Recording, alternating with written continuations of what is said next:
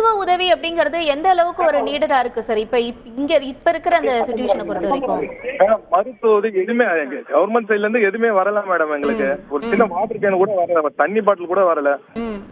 குழந்தைகளுக்கு ஏன்னா இந்த தண்ணி எல்லாம் சுத்தி பாத்தீங்கன்னா பக்கத்துல இங்க வாழை ஒத்தவும் பாருங்க மேடம். சரி, இதுல பாதுகாப்பு எதனா வரம் தான் அச்சத்திலே இருக்காங்க. பெண்கள் அங்க வேற யாராவது இருக்காங்களா? அவங்க கிட்ட நம்மளால பேச முடியுமா? இப்போ இருக்காங்க மேடம், நான் கொடுக்குறேன் மேடம், பக்கத்துல இருக்காங்க.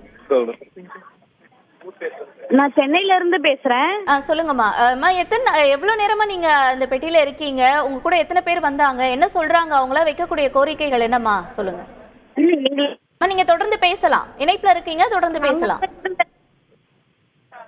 நாங்க அங்கங்க இருந்த இடத்துல சேஃப் தங்கி இருந்தோம். சரி, இது கேன்சல் பண்ணலன்றதுனால அங்கேயே அடிச்சு புடிச்சுதான் வந்து ட்ரெயின்ல ஏறணும். நீங்க முன்னாடியே கேன்சல் பண்ணிருந்தா கூட நாங்க இருந்த இடத்துலயாவது சேஃபா இருந்திருப்போம். சரி, ட்ரெயின் ஸ்டார்ட் ஆயிடுச்சு, நம்ம வீட்டுக்கு போயிடலாம் அப்படின்னு நினைச்சு ஏறினா ஒரு அரை மணி நேரத்துக்கு நிறுத்திட்டு 9 மணிக்கு 9:30 நிறுத்திட்டு ஒரு 12 மணி தெரியல. அது இதுக்கப்புறம் மூவ் ஆகாதுன்றதே எனக்கு தெரியல. முன்னாடி பிரச்சனை இருக்கு, அந்த பிரச்சனை முடிஞ்சோடனே போயிடும் சொல்லிட்டு 12 மணிக்கு மெசேஜ் பண்றாங்க, இந்த மாதிரி வந்து ட்ரெயின் இஸ் பார்ஷியலி கேன்சல்ட் அப்படின்னு போட்டாங்க. அவங்களுக்கு ஒரு மெசேஜோட போச்சு. நாங்க தான் இங்க செத்துக்கிட்டு இருக்கோம்.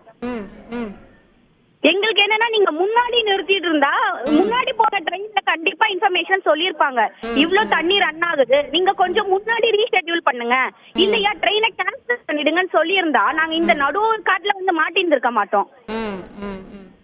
அந்த மாதிரி இப்ப வந்து குழந்தைங்களா இருக்காங்க. நீங்க கொஞ்சம் பால் தண்ணி மட்டும் அவங்களுக்காவது ஏற்பாடு பண்ணா எங்களுக்கு போதும். பெரியவங்க கூட ஏதோ தாங்கிட்டு இன்னும் ஒரு நாள் கூட உயிர் எப்படியோ தப்பிச்சு பொழைச்சு வந்துருவோம்.